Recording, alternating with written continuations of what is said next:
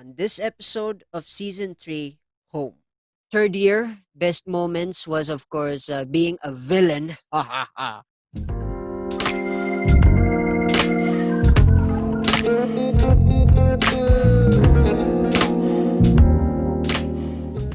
Hey folks, welcome back to the Rajiv Show, and I'm your host Rajiv Doreswamy. And this show aims to help reach out to those who are currently struggling in life, and to remind you that life is indeed beautiful when you're inspired to make it your own. And this episode, of course, is we're going to talk about college life. It's very quick. We've already hit college life. It's just recent that I posted my graduation photo, so it's perfectly timed that this conversation, this podcast, this episode is dedicated to at least this 4 to 5 years, of course, of my journey in the University of Baguio as an AB Music, or a Bachelor of Arts in Music.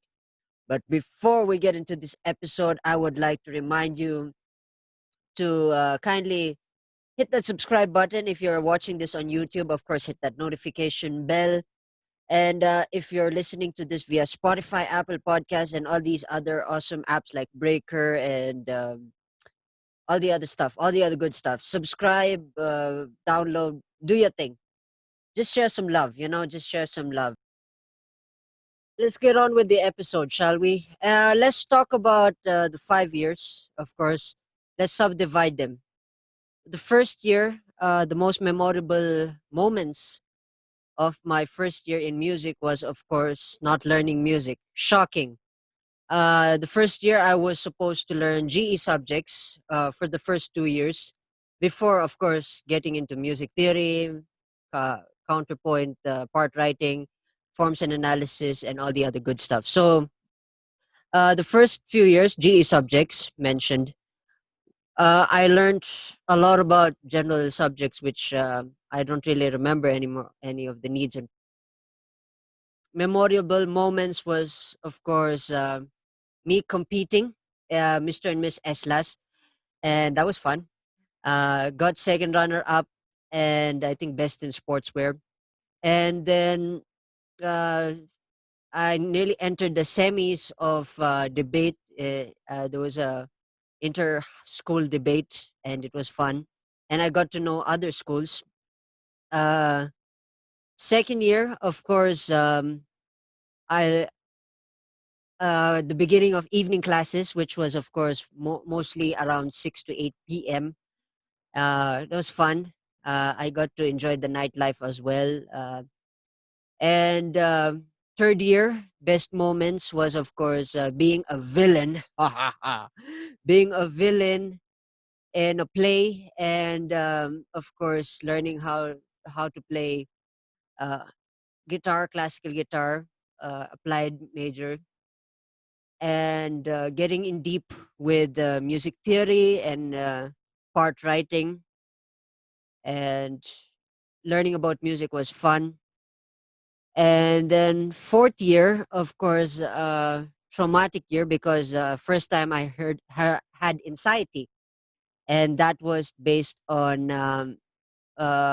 not able to cope with the standards, and couldn't understand how to communicate with people because the language. There's certain barriers, not really a language barrier. There's certain spots where I cannot really understand the Tagalog language. And I was a member, of course, of the Music Society as a marketing person, so I got my hands on marketing and how to understand marketing. Fourth year, also, I met my mentor, and had a conversation with him almost on a daily basis. We spoke about entrepreneurship, art, philosophy, and everything. And entrepreneurship was the mainstay. I read a lot of books in my fourth year. Fifth year, intense year, we went through recital and composition, which was, of course, arranging and composition, and learning more about music and its idea, and it's how you compose and how you create and how you make it your own. And it's been tough. In short, everybody got beaten up by the first half of that year, and then graduation. So it was a quick, rapid. Reason why I had to do that is, of course, time. I want to dedicate this episode, of course, to my fellow comrades in music. Uh, there are a lot of them that I can name. Jis Alip, uh, Ara Agadan, of course, two presidents who've paved the way for the music society and for enlarging and, of course, helping the community grow. My batchmates and the batchmates before us, and then a lot of folks who have helped us, mentored us, advised us. Sir Phil, Sir Nelson, and I want to say thank you to all of them for teaching us and helping us grow and understand music. That music has never been taught in ever. I've never expected that I'd ever learn music this way. I mean, it has been an interesting journey. One thing I want to say is that there is some things that I want to get off my chest. As you know, of course, um, this journey with arts and music, of course, from the last years that carried on, of course, with this 5 years, has major influence in everything that I do. As an artist, I take it as a blessing, uh, but as a person, I take it as a curse. Now, what do I mean by this? I've been the guy who is always looking out of the window, the guy that's always rejected in conversations, and mostly that has been my life. I mean, being isolated gave me that freedom to travel and explore without entering into something that I don't really want. And as a traveler, as a lifelong traveler, I've decided to let go of my baggage in a good way. And this episode is emotional to me because um, I do not like to gi- to give a negative idea to what people perceive me when I say that I don't do music or arts anymore. One is there has been a reality check that was given to me, and to see that uh, take over that ideology to take over my life. It's really hard to see it in the long term. Being an artist, being a musician, the way I've seen how people struggle to make ends meet is more like a nightmare to me. I'm not saying that it's the best life. I mean, anybody can pursue what they want as long as they know what they want and they can envision it, and that's who they are. What I'm trying to say is that now that I'm a fresh graduate, I want to pursue something different, and it's been haunting me, to say the least, that I'm not pursuing music as the forefront of what my future is going to be. And I do not want anyone to make the assumption that I'm a bad guy, I'm against music. No, I listen to music. I love to draw, I love to, but I want to pursue something else. And it's a bit emotional for me to say that. And for all the years, just to let go of that baggage is a little bit tough. Believe me, it's tough for me. And it's just something that honestly in my life I don't want to let go of, but it's given me no choice. But In all the things that I've done,